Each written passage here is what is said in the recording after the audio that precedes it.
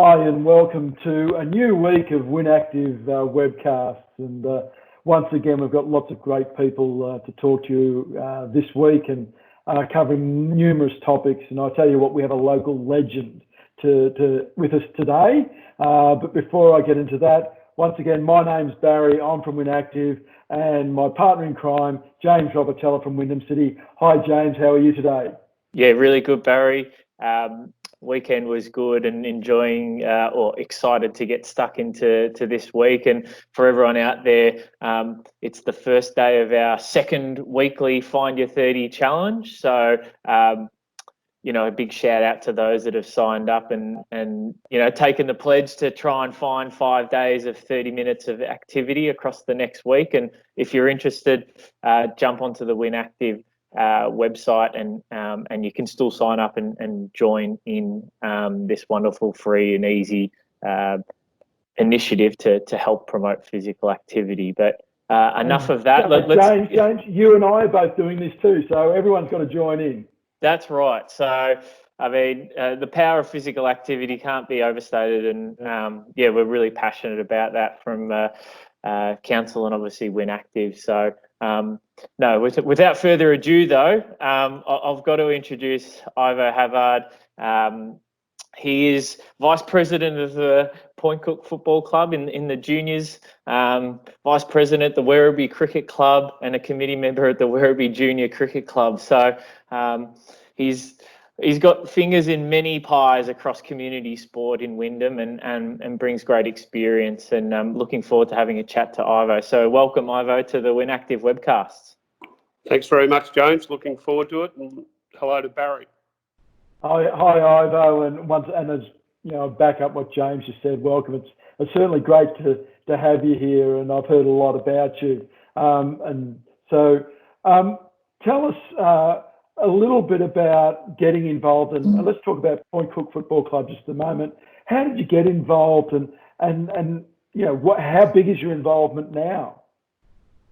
Yeah, well, look, it originated from starting my boys in Point Cook Auskick and, their transition into competition footy at Point Cook. I elected to stay local. I live in the Point Cook area and, I do have massive ties with the Werribee Tigers, from my cricket involvement. But staying local was important to me and for the boys. And, we started out the journey back in under 10s in 2009 or whatever it might have been. And from there is just taking over, coaching, team manager, you name it, got on the committee and ended up being president for 3 years. And now stepped into looking after the juniors, which I think we'll have about 25. We would have had 25 teams this year. So it's a massive part of the Point Cook community, the Point Cook Footy Club, and very, very proud of where it's come from and where it is now, and taking its part in the community and the city of Wyndham, the largest city of Wyndham. So. I mean, there's a significant number of people there, Barry, that the Point Cook Football Club are looking after, and I think we've touched on it with all our those community sport representatives around the impact of these sports clubs from a social capital point of view and a community connection and a place to socialise. Ivo, how has the club managed itself during the last 2 to 3 months in what is a really unique time and challenging for all? What have you seen and been a part of as as part of the Point Cook Football Club? Yeah, it's strange because I want to go on the recall. We went from a footy season in 2019, 24/7, doors open, people everywhere, proud on match night, proud on training night, proud on training days, Saturdays and Sundays, and now it's a bloody ghost town. The saltwater reserves are a ghost town, and like got tumbleweeds running through it. So that's a very, very sad part of what's happened, because all the activity and energy that was once there is now gone, and there's such a thick line that was quickly drawn between active to deserted town and place. So so that's where it's hit the hardest, I think, and for the young players and girls and boys, and the strength of the community coming together at Saltwater, and then basically having nowhere to go. So it's very sad. Mm. I think Barry, sorry, I suppose it's worth noting that the Saltwater complex is probably the busiest reserve in all of Wyndham when it's humming on a weekend and training nights. So Sure. it's chalk and cheese what I think what's going on at the moment. But it's an interesting one, isn't it, Ivo? The way you've put it out there for people to understand. Yeah, exactly. And like from the whole precinct, you talk about the tennis lights, the soccer running 24/7, the soccer, and then our three grounds with the soccer and tennis all lit up. Bloody hell, there must be some power going into the precinct, but also the amount of activity in on training nights. It's very, very, very, very busy place. Yeah. I think for anyone who hasn't been to the Saltwater Reserve and had a look, it's something that Wyndham has built. It's a great facility just off Point Cook Road there in Point Cook, that I'd encourage everyone to get down, just have a look at it and see what can be done with a council that's committed to supporting a new community, and that's what it was when it was certainly built. Ivo, tell us about how the club has tried to support its committee, its coaches, and it's hundreds and hundreds of players that you've got there. What have you done to try and help them get through this time? Well, it's clearly, Barry. Once we had the break, it's hard to keep the connection, but our comms has been strong with along every step of the way, as far as what people can do and what we'd like people to do, and we've run a couple of little competition where we've had a shootout for goal, and kids have been very very funny with some of the videos they've sent in and how they've kicked goals and things like that. So we've done a few tricky little things like that, but to make up for the actual physical activity and the camaraderie and everything else that goes with a 24/7 footy club, it's been bloody hard. The coaches have given some direction to teams and individuals, and you often see kids out on different parts of Point Cook, beating the pass, riding bikes or running, and all with their Point Cook gear on, which I'm very proud of. But, as you should be. Like it's really tricky, the disconnect. You just want to feel them and see them and say hello to the players and the families and everything. But it's been very hard to stay connected. But that's one of our strengths is our comms, and we've been pretty clear with Facebook and Team App and just emails and making sure people are up to date with what's happening. And I think moving forward, Ivo, we were chatting offline, and you mentioned earlier how many teams there are in the juniors, let alone across the broader club. I suppose now that we're moving into a potential, re-engagement of training and actually getting to play some football, what does that look like for Point Cook Football Club? And I suppose it's only new in the last week or so that we've all been grasping with that. But how do you see that sort of unfolding for the club? Yeah, well, look, like straight away, Jones, we go into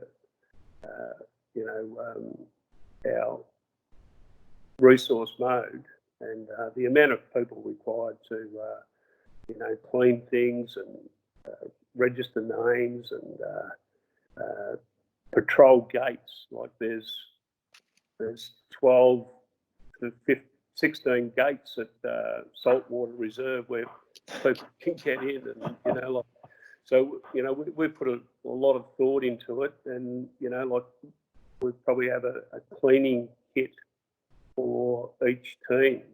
So we've got 25 or 26 junior teams, and putting together that, and then your COVID officers, which we have to provide, is going to be tricky because that's a major responsibility to anyone to pick up an accreditation and then the responsibility, accountability that goes with it. So that's going to be tricky, but all clubs will try and provide and attempt to have a really safe and coordinated way forward for training. The difficulty with that is that we don't know whether we're going to have a season and what time or date the season will start. So with the AFL, I'm looking, and the key part of all that was their return date, and then everything sort of fell into place. But with the community footy, they haven't been able to do that. I think the six metropolitan leagues are meeting again today, but I don't think until they actually bite the bullet and say we're in it or we're not. I think that's when clubs will get the certainty. But a lot of logistics, a lot of effort to entertain just training. So it's going to be tricky, yeah. Ivo, and we've been talking mostly about the Point Cook Football Club as we want to, because it is the winter season now. But quickly, Werribee Cricket Club, where are you at with that, and how's it impacting, or are you seeing any impacts in the coming season? Yeah, well, look, the Werribee Cricket Club and Werribee Junior Cricket Club, I think I haven't seen the protocols around training and everything yet, and I'm thinking things are going to change from normal net practice to 5 and 6 kids in a lane, or 5 and 6 guys in a lane of cricket. Just depends how that all works out, the safe distancing and the protocols. But the season probably getting pushed back is going to be one of the main issues. So if footy does go ahead, you're probably out to 1 November at the earliest to complement the footy season. But cricket missed the start of the COVID stuff. Like there was some finals that were affected, but and the next part is the start up, and no one's certain of the time, Barry and James. So it's still to be determined what cricket season's going to look like. So footy season's the main one that's been impacted, obviously. Let's say things return to normal, Ivo, and fingers crossed that it does. What are the plans with Point Cook Football Club, especially? I'm really interested in that area, but probably Point Cook and with Werribee Cricket Club. Where do you see the future heading post, let's say, as I said, returns to normal?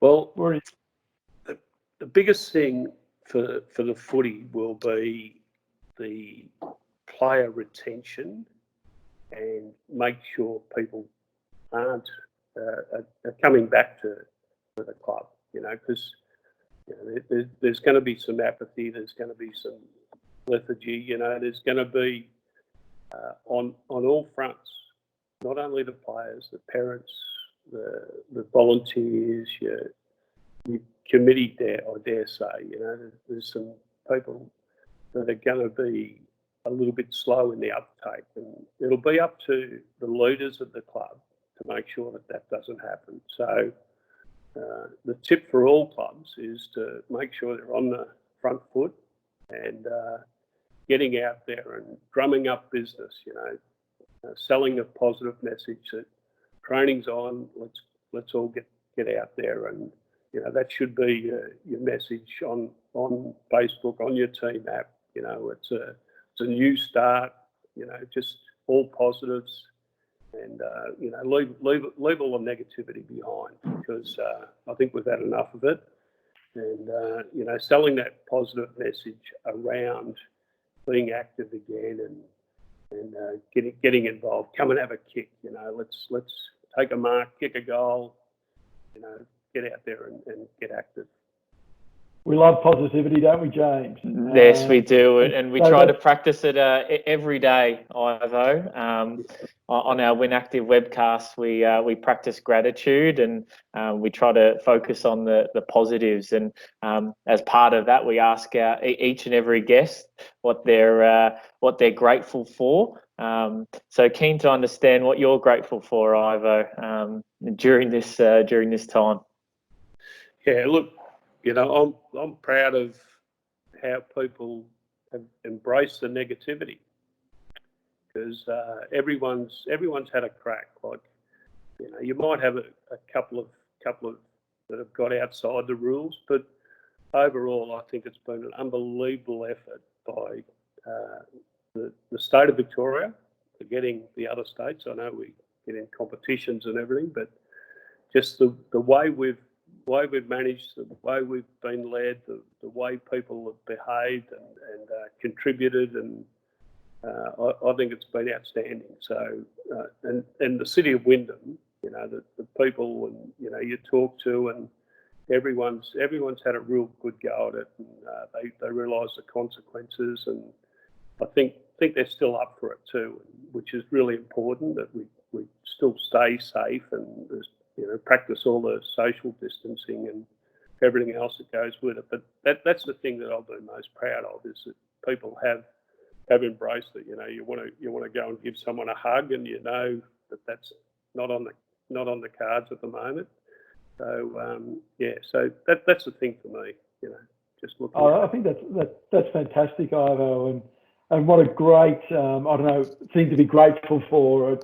Just sensational stuff, and really appreciate it. And so, James, the challenge for you and I is for every day for us to be grateful about something. What are you grateful for today?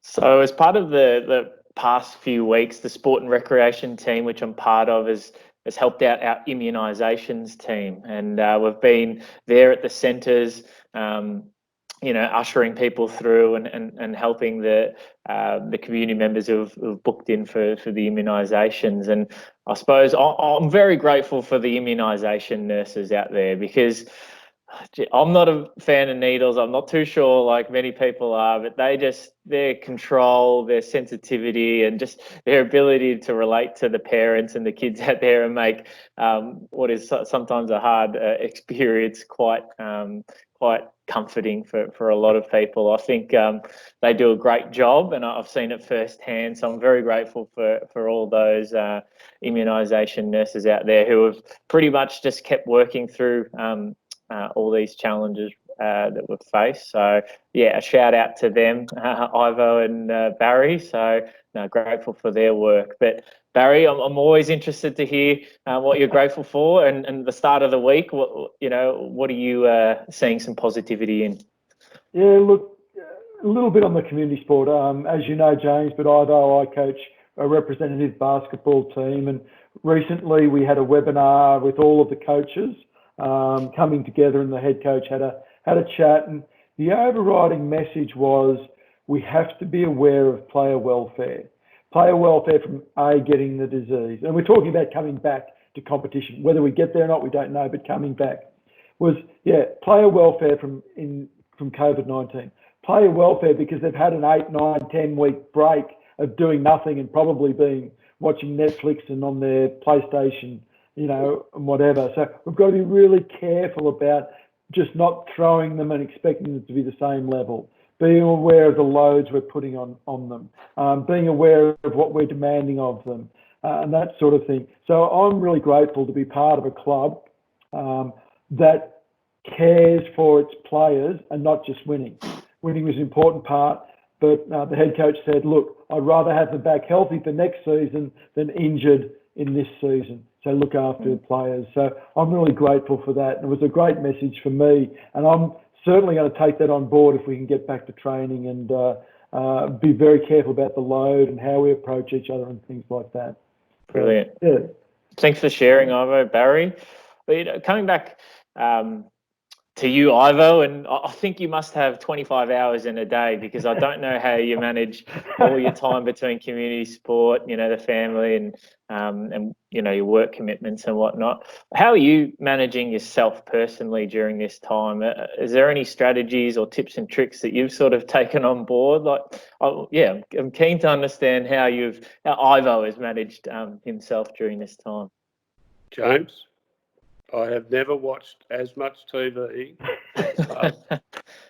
So I've caught up with all the Netflix, the Ozarks, and Dance and everything else that people have, which has been, I've got to say, it has been a sidelight for me. It's been entertaining and very enjoyable. So, the 24/7 of Footy Club, Cricket Club has taken a bit of a backseat, so I've enjoyed it, but ready for the next rush, which I'm feeling is coming very soon, or hopefully it'll come again, and then I can turn the switch off on the TV and go back to normal mode. But no, I've enjoyed that part. So,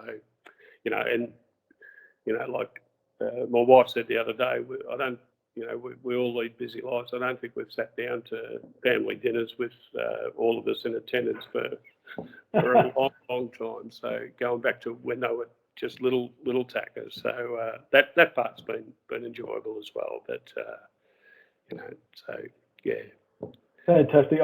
I think James and I can relate to that. We've spoken about our Netflix and TV before, and the role that it's playing now, and it is important. It's a little bit of escapism during this time of being locked down. So we certainly empathise, sympathise, and actually agree with you too, Ivo. That's for sure. So look, just thanks very much, Ivo. Thanks, James. Any last thoughts you'd like to talk about? Because I would love to do a 2-hour one of these with you, Ivo. I think some of the stories you would have would be, I don't know, amazing. But have you got a favourite story from your time in community sport at all, or any last thoughts for us? Yeah, look, I think you called on it, Barry, earlier. That, like the health and well-being of everyone involved in sport is paramount, and our mental health and everything that's coming into society. So keeping an eye on all of that. But you also mentioned winning, Barry, and winning is important. And the stories around winning, and like I get to my little junior cricket club, and we punch above our weight a bit because we don't have a real home base, and we run out of Soldiers Reserve, out of a set of nets, which has served us really well for a long time. And we've probably down as the most successful junior club in the area for many years. So that gives me pride of place, because I love me juniors. I love the junior cricket and the junior footy. Point Cook is probably starting out on a similar journey right now. We're starting to really hit some high notes with some high-grade players coming from Point Cook.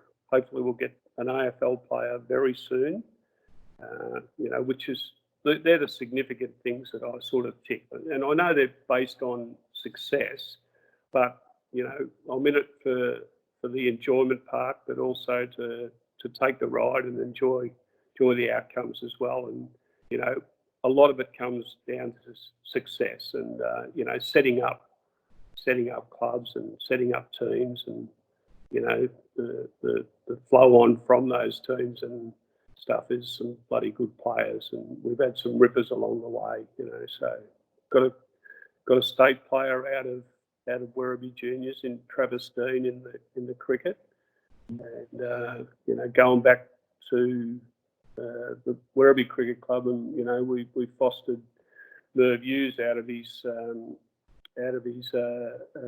junior days at cricket. And there's a story for you, Barry and James.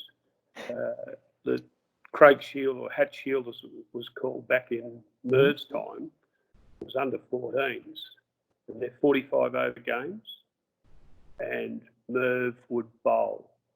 So he'd start the innings, bowl over number 1 and bowl over number 45. So he bowled 23 overs on the trot every game, 6 games in 2 weeks, and bowled 23 overs each game. Now, wow. they talk about loads and everything now. It's a bit of a favourite story of mine, but he was a lion-hearted young man and was going places, you know, way back then. But probably some people mightn't even know Merv now, but I'm sure they do. Yeah. Oh, everyone knows Merv Hughes, surely.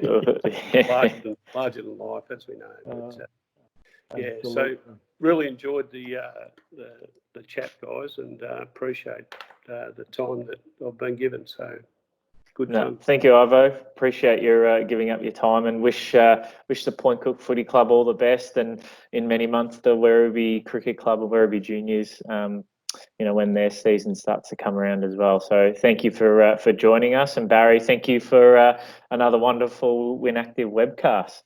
Thank you, James. Thank you, Ivo. I really enjoyed today. Thank you for joining us.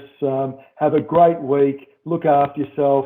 Look after each other. And as I always say, keep smiling.